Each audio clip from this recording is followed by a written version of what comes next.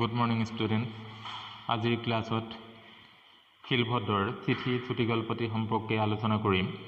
তোমালোকে জানা অসমীয়া চুটিগল্পৰ জনক হৈছে ৰসৰাজ লক্ষ্মীনাথ বেজবৰুৱা। চুটিগল্প এক সংক্ষিপ্ত পৰিসৰৰ অথচ বহু বৰ্ণময় কলা। ইয়াৰ সংজ্ঞা বিভিন্ন সমালোচকে বিভিন্ন ধৰণে আগবঢ়াইছে। সমাৰছেট মময়ে তেওঁ পইণ্টছ অফ ভিউ নামৰ গ্ৰন্থখনত চুটিগল্পৰ বৈশিষ্ট্য উল্লেখ কৰিছে এনেদৰে: চুটিগল্প এবিধ কল্পনা সাহিত্য। ই একক ঘটনা বিশিষ্ট। সেই ঘটনা বস্তুগত বিষয়ৰ হ'ব পাৰে বা আধ্যাত্মিক বিষয়ৰ হ'ব পাৰে, কিন্তু একে বৈঠকতে পঢ়ি শেষ কৰিব পৰা বিধৰ হ'ব লাগে। চুটিগল্প হ'বলৈ হ'লে ই সজীৱ হ'ব লাগিব। ই পঢ়ুৱৈক অভিভূত কৰিব পাৰিব লাগিব বা মুগ্ধ কৰিব পাৰিব লাগিব। তদুপৰি চুটিগল্পই এক ঐক্যবদ্ধ প্ৰভাৱ বা পৰিণতিৰ সৃষ্টি কৰিব পাৰিব লাগে। চুটিগল্পৰ উল্লেখযোগ্য বৈশিষ্ট্যসমূহ হৈছে: চুটিগল্পৰ আৰম্ভণি আকস্মিক হ'ব লাগে। চুটিগল্পত ভাৱৰ একমুখিতা থাকিব লাগে। জীৱনৰ পূৰ্ণচিত্ৰৰ পৰিৱৰ্তে কোনো নিৰ্দিষ্ট দিশৰ উপস্থাপন হ'ব লাগে। চুটিগল্পৰ পৰিসৰ কম হ'ব লাগে। কম চৰিত্ৰৰ সমাৱেশ ঘটে চুটিগল্পত। সামৰণি নাটকীয় হ'ব লাগে, যেন শেষ হৈও শেষ নোহোৱাৰ দৰে লাগে। শিলভদ্ৰ এগৰাকী সুনিপুণ চুটিগল্প লেখক।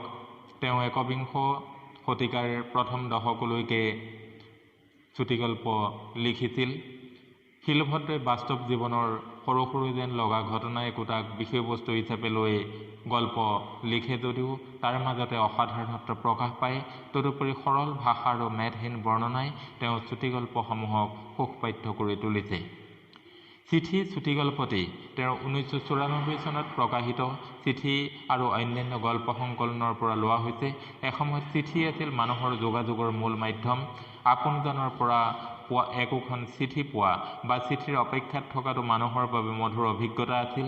বৰ্তমান বিজ্ঞান প্ৰযুক্তিয়ে মানুহৰ মাজৰ যোগাযোগ দ্ৰুত কৰি তোলাৰ ফলত চিঠিৰ প্ৰাসংগিকতা কমি গ'ল আৰু পূৰ্বৰ চিঠিকেন্দ্ৰিক মধুৰতা হেৰাই গ'ল। চুটিগল্পটিত চিঠিক কেন্দ্ৰ কৰি সৃষ্টি হোৱা মধুৰতা সুন্দৰকৈ প্ৰকাশ পাইছে। এনেধৰণৰ বাস্তৱ অভিজ্ঞতাৰ লগত পৰিচয় দিয়াৰ মানসেৰে চুটিগল্পটো পাঠ্যপুথিত সন্নিৱিষ্ট কৰা হৈছে। এতিয়া চিঠি গল্পটিৰ নামকৰণৰ সাৰ্থকতা সম্পৰ্কে আমি আলোচনা কৰিম। সাধাৰণতে গল্পৰ নামকৰণৰ মাজত কেইবাটাও কথা জড়িত হৈ থাকে: বিষয়বস্তুৰ ইংগিত, মূল চৰিত্ৰৰ পৰিচয় আৰু কেন্দ্ৰীয় ভাৱ। চিঠি গল্পটোৰ নামটোৰ সৈতে বিষয়বস্তুৰ ইংগিত আৰু কেন্দ্ৰীয় ভাৱ দুয়োটা কথা জড়িত হৈ আছে। গল্পটোৰ বিষয়বস্তু চিঠিক লৈ গঢ় লৈ উঠিছে। এজন ব্যক্তিয়ে তেওঁৰ বন্ধুলৈ চিঠি প্ৰেৰণ কৰি উত্তৰৰ বাবে অপেক্ষা কৰিছে। চিঠিৰ প্ৰসংগত প্ৰখ্যাত সাহিত্যিক ৰবীন্দ্ৰনাথ ঠাকুৰলৈ অহা আৰু ৰবীন্দ্ৰনাথ ঠাকুৰে বিভিন্নজনলৈ প্ৰেৰণ কৰা চিঠিবোৰৰ গুৰুত্বৰ কথা উল্লেখ কৰা হৈছে। লগতে ব্যক্তিজনে ঘৰৰ পৰা কিছুদিন আঁতৰত থাকোঁতে পত্নীৰ চিঠিৰ বাবে অধীৰভাৱে অপেক্ষা কৰাৰ কথাও উল্লেখ কৰা হৈছে। আনহাতে এখন চিঠি হৈ পৰিছে গল্পটোৰ কেন্দ্ৰীয় বিষয়। ভূদেৱ চৌধুৰীয়ে বন্ধু প্ৰশান্ত শৰ্মালৈ প্ৰেৰণ কৰা চিঠিখনক কেন্দ্ৰ কৰি দুখন ঘৰত উৎকণ্ঠা আৰু আনন্দৰ সৃষ্টি হৈছে। চিঠিৰ উত্তৰ লিখাৰ পৰিকল্পনা কৰি থকা প্ৰশান্ত শৰ্মাৰ মৃত্যু হোৱাত চিঠিৰ বাবে অপেক্ষা কৰি থকা ভূদেৱ চৌধুৰীৰ সেই আশাৰো অপমৃত্যু ঘটিছে। আনকি বন্ধুৰ মৃত্যুৰ খবৰ ল'বলৈ যোৱা ভূদেৱ চৌধুৰীক সকলোৱে চিঠিখনৰ কথাকেই কৈছে। এনেদৰে বিশ্লেষণ কৰিলে দেখা যায় গল্পটিৰ নামকৰণৰ ক্ষেত্ৰত গল্পকাৰ সফল হৈছে। এতিয়া আমি চিঠি গল্পটিৰ মূল বিষয়বস্তু সম্পৰ্কে আলোচনা কৰিম। চাকৰি বা কৰ্মজীৱনৰ পৰা অৱসৰ গ্ৰহণৰ পাছত মানুহে কিছু নিঃসংগ অনুভৱ কৰে। তেনে সময়ত পুৰণি মনে মিলা বন্ধুৰ সান্নিধ্যই আনন্দ প্ৰদান কৰে। বন্ধুৰ পৰা যদি আন্তৰিকতা আৰু আগ্ৰহপূৰ্ণ সঁহাৰি লাভ কৰা যায় তেন্তে সেই আনন্দ দুগুণে বৃদ্ধি পায়। নিজৰ পুৰণা বন্ধু প্ৰশান্ত শৰ্মালৈ এখন চিঠি লিখি ভূদেৱ চৌধুৰীয়ে তেনেকুৱা আনন্দকে অনুভৱ কৰিছে। চিঠিৰ বাবে অপেক্ষা কৰি চৌধুৰী প্ৰত্যেক দিনেই অধীৰ হৈছে, কিন্তু শেষত খবৰ আহিছে প্ৰশান্ত শৰ্মা ঢুকাল। শৰ্মাৰ ঘৰত খবৰ ল'বলৈ গৈ ভূদেৱ চৌধুৰীয়ে জানিব পাৰিছে মৃত্যুৰ আগতে শৰ্মাৰ ঘৰত তেওঁৰ চিঠিখনে এক আনন্দময় পৰিৱেশৰ সৃষ্টি কৰিছিল। প্ৰশান্ত শৰ্মাই চিঠিৰ উত্তৰ লিখি পঠাবলৈ লেফাফাও অনাইছিল, কিন্তু সেয়া হৈ নুঠিলগৈ। কথাখিনি জানিব পাৰি ভূদেৱ চৌধুৰীৰ শোক উঠলি উঠিছে। তেওঁ নিজে যিখিনি আনন্দৰ বাবে অপেক্ষা কৰি আছিল, সেই আনন্দখিনি যে বন্ধু প্ৰশান্ত শৰ্মাই লাভ কৰিলে, সেয়া অনুভৱ কৰি তেওঁ গল্পটিৰ অপাপ্তিৰ মাজতো লুকাই থকা মধুৰতাৰ সুন্দৰ প্ৰকাশ ঘটিছে। তোমালোকে নিশ্চয় গল্পটিৰ মূল বিষয়বস্তুটো ভালদৰে বুজিব পাৰিছা। এতিয়া আপোনজনৰ পৰা চিঠি পোৱা আৰু আপোনজনৰ চিঠিৰ বাবে অপেক্ষা কৰি থকাৰ মধুৰতাখিনি গল্পটোত সুন্দৰভাৱে প্ৰকাশ পাইছে। চিঠি গল্পটোৰ কেন্দ্ৰীয় বিষয়টো হৈছে এখন চিঠি। এজন বন্ধুৱে অন্য এজন বন্ধুলৈ চিঠি প্ৰেৰণ কৰিছে আৰু উত্তৰলৈ অধীৰভাৱে অপেক্ষা কৰিছে। গল্পটোত চিঠিৰ মধুৰতাৰ কথা ক'বলৈ গৈ লেখকে ৰবীন্দ্ৰনাথ ঠাকুৰৰ প্ৰসংগ উল্লেখ কৰিছে। এইগৰাকী বংগীয় সাহিত্যিকলৈ অনেক সময়ত অনেকজনে চিঠি প্ৰেৰণ কৰিছিল। তেওঁৰ পৰা এষাৰ উত্তৰ পোৱাৰ আশাত বহুতে অপেক্ষা কৰিছিল। সেই চিঠিত একোটা গুৰুত্বপূৰ্ণ কথাও নাছিল, তথাপিও চিঠিৰ বাবে কিন্তু ব্যাকুল অপেক্ষা কৰিছিল। গল্পটোৰ নায়ক অৱসৰপ্ৰাপ্ত এজন বয়োজ্যেষ্ঠ লোক ভূদেৱ চৌধুৰী। সাধাৰণতে মানুহে অৱসৰ লোৱাৰ পিছত নিজকে নিঃসংগ অনুভৱ কৰে।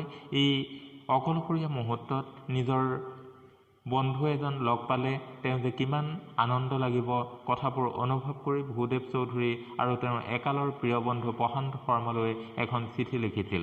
মনত বহুত উৎকণ্ঠা, প্ৰশান্ত শৰ্মাক কি বুলি সম্বোধন কৰিব, তই নে তুমি বুলি। আকৌ ইমান দিনৰ পিছত ভূদেৱ চৌধুৰীৰ পৰা চিঠিখন পাই প্ৰশান্তৰ আকৌ বা কি অনুভৱ হয়। মনত হেজাৰ ৰোমাঞ্চিত অনুভৱ লৈ অৱশেষত চিঠিখন তেওঁ প্ৰেৰণ কৰিলে। তাৰ পিছত আকৌ নতুন প্ৰতীক্ষা। চিঠিৰ উত্তৰৰ বাবে তেওঁ অপেক্ষা কৰিছে।